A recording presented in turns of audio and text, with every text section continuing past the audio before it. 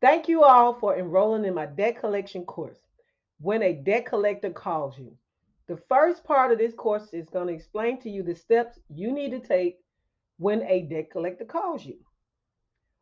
First of all, you need to understand what a debt collector is. So, by definition, according to 15 USC 1692A6, a debt collector is any company that is in the business of collecting debts that are not originated or created by them.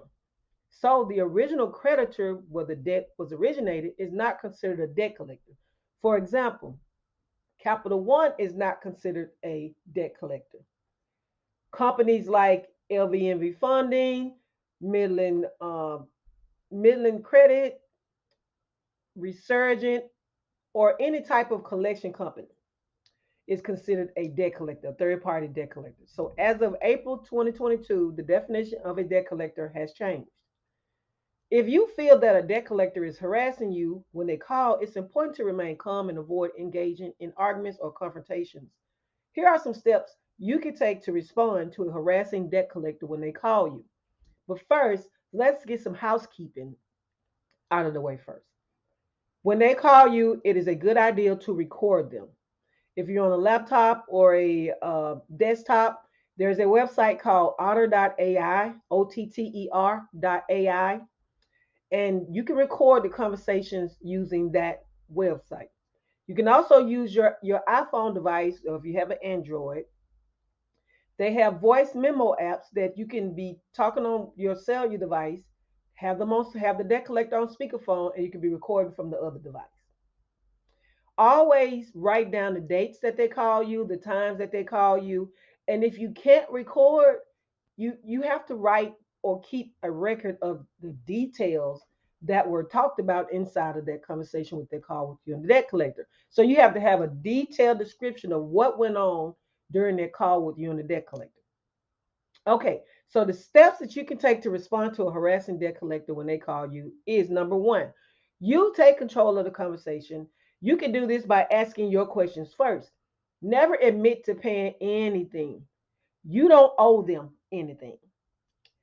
Number two, ask for their name and the name of the company they represent and write down this information. Number three, tell them that you're aware of your rights under the Fair Debt Collection Practices Act, the FDCPA, and that you expect to be treated fairly and respectfully. Four, if the debt collector is using abusive or threatening language, calmly tell them that their behavior is unacceptable and that you will not tolerate it. Five, ask the debt collector to stop calling you at work or at any other inconvenient time. And an example of an inconvenient time would be obviously at work. You could say, debt collector, I'm getting my nails done. This is an inconvenient time.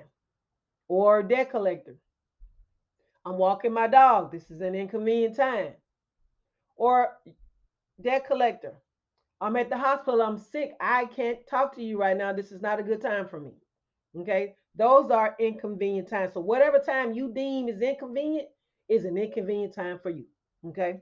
And they have to stop. They have to, if you feel comfortable with just hanging up the phone after you tell them that, so be it, just hang up the phone call. Number six, if the debt collector continues to harass you, consider sending a letter to the company asking them to cease communication. And in the next section of this course, you will see an example of a handwritten form of this example letter. Under the FDCPA, you have the right to request that a debt collector stop contacting you. Number seven, once the debt collector contacts you, they have 5 days from the date that they made contact with you to send you the debt validation letter. That's the debt collection letter from them explaining to you the debt and your options as a consumer. If they do not send you this letter within 5 days from the first initiated contact, that is a violation of the law. Number eight, if you're unsure how to handle a situation with a debt collector, consider consulting with a consumer law attorney or contacting your state's attorney general's office for guidance. Number nine, if you are not comfortable with contacting a lawyer at this time, feel free to text me or enroll in our debt collection courses available to you in our Consumer Scholars University. But remember that you have rights as a consumer, and debt collectors are required to follow certain rules when attempting to collect a debt. By staying calm and informed, you can protect yourself from harassment and make informed decisions about how to handle your debt. If you genuinely, which I'm against, if you genuinely want to allow the debt collector to validate the debt to give you further proof, you can send them a debt validation letter. We offer this course, including the letter here, in our debt validation courses section of the Consumer Scholars University. On to the next section. Thank you all for enrolling in our debt collection course.